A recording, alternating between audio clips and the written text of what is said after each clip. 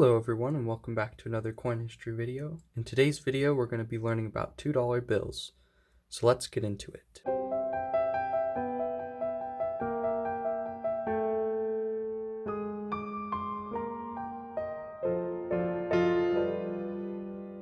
Alright, so for today's video I have two $2 bills here that we're going to be discussing.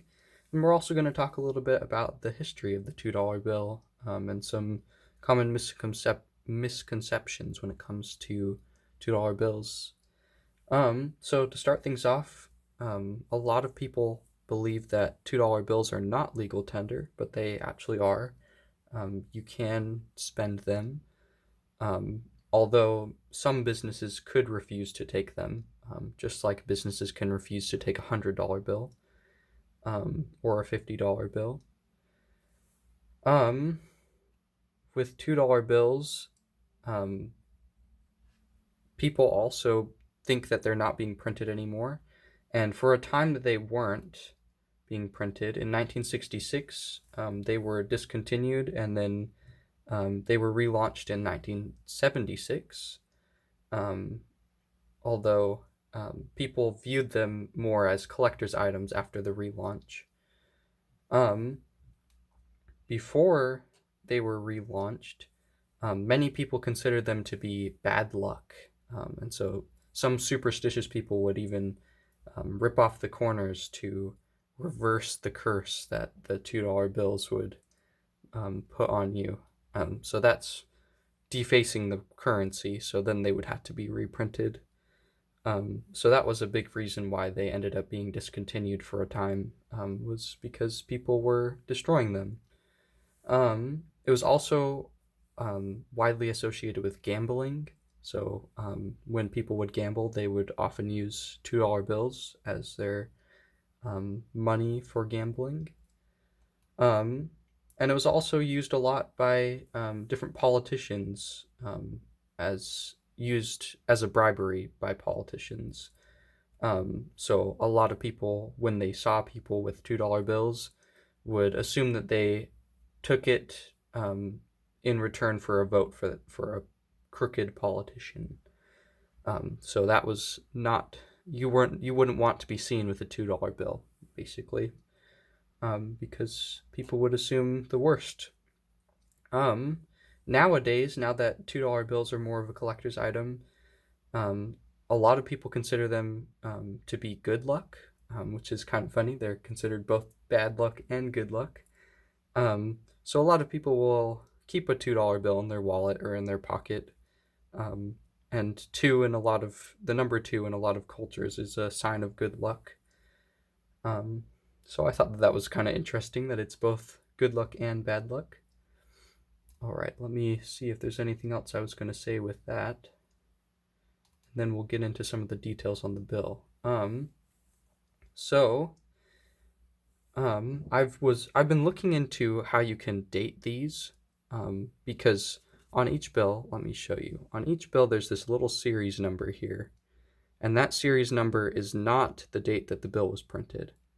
That series number just means that this bill has these two signatures, and so anytime one of the signatures changes or any detail on the bill is changed, then the series number will change. So this is a series 2009, and this is a series 2013, but one of the signatures is different.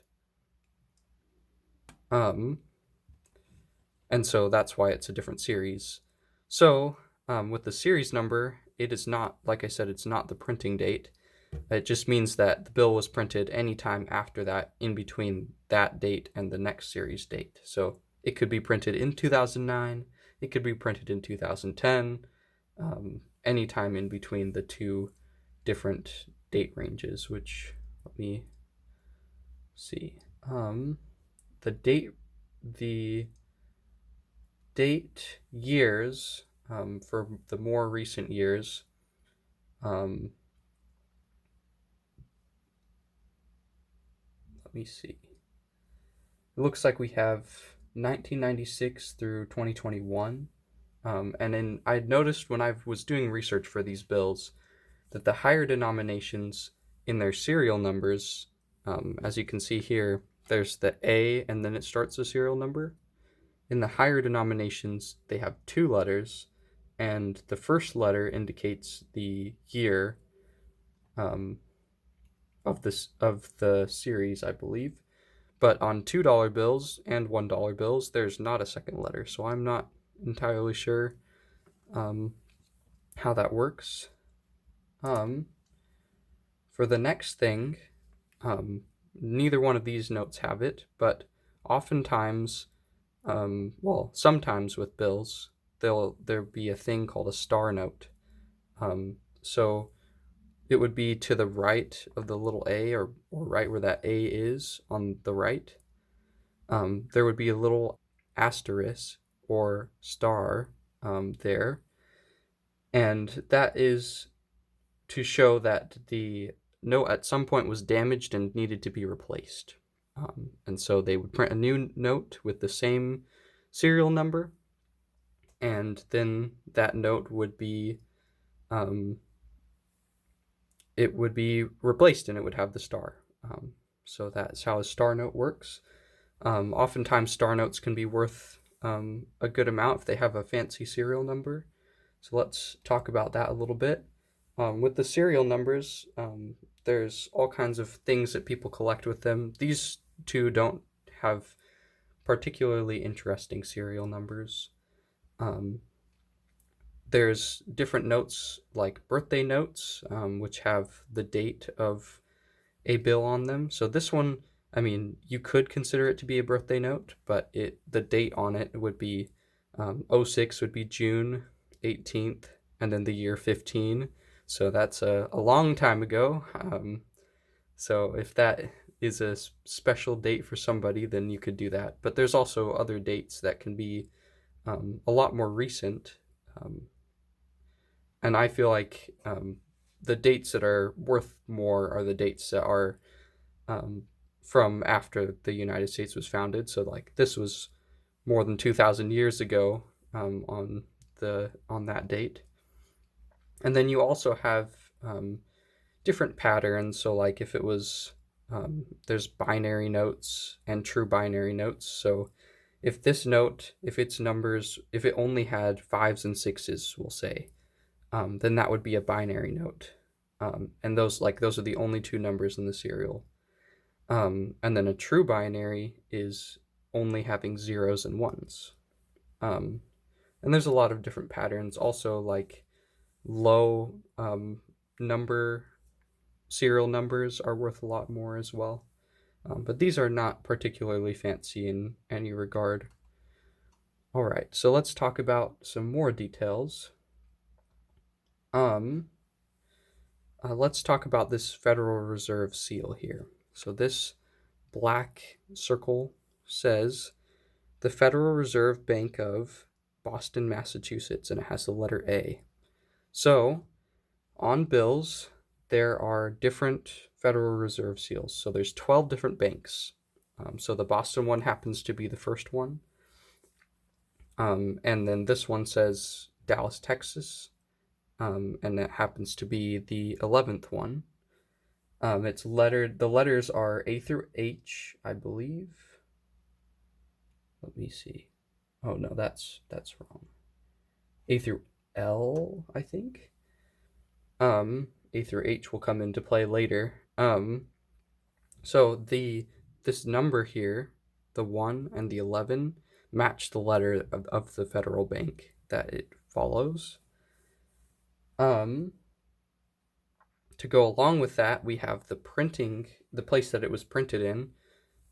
So down here in the bottom left, you can see that little FW there. That means it was printed in Fort Worth, Texas. And both of these were printed in Fort Worth, Texas. And if there's only two places that they're printed, and it's in DC or Fort Worth, Texas, and the DC has no marking there, so if it doesn't have the FW, then it was printed in DC. The letter next to the FW is the section on the sheet that it was printed on, so that's A through H. So when bills are made, they're printed in sheets. And so they're printed in sheets A through H, and then there's 4 of those segments put together in one sheet. So there's A through H and 1 through 4. So on here, up here, so we have the letter here, the G, which shows you the position of A through H. And then up here we also have the G, but there's also a little 4 up there. So that indicates it was on the 4th quadrant of the sheet in position G. And this one would have been in the 1st quadrant in position E. Let me see what I had next. The Federal Reserve seal letter, so in this case it's A and in this case it's K, also shows up as the first number on the serial number. So that's another place that you can look for it. The next thing is a block. So a block, if you're wondering what that term means, it has to do with these 2 letters in the serial number. So the first letter on the left side and the second letter on the right side. So the block letters is both of those letters, and it tells you how many times the max number was reached before the bill was printed for the second letter. So the first letter, like I said, is the Federal Reserve Bank, and the second letter tells you how many times it was reached as the max. So A means that it was the max had not been reached yet. If it was B, then that would mean the max was reached once. C would be twice, and so on with that lettering. And I believe it's like 96 million or something like that is the max numbering. I mean, max before they switch to the next letter. So yeah.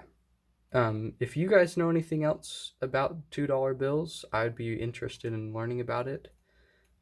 Like I said, I have not figured out yet how to date them exactly. I'm not sure if you can. I know how to do it for higher denominations that have the second letter, but I am not sure with these. I hope you enjoyed this video. This is the first time that I've recorded dollar bills in this channel. So if you'd like to see more content like this, please consider liking the video and subscribing. It really helps me out, and I appreciate the support. And like I said, if you have any comments on this video or on $2 bills, please feel free to leave them in the comment section below. And I'll see you guys in the next one.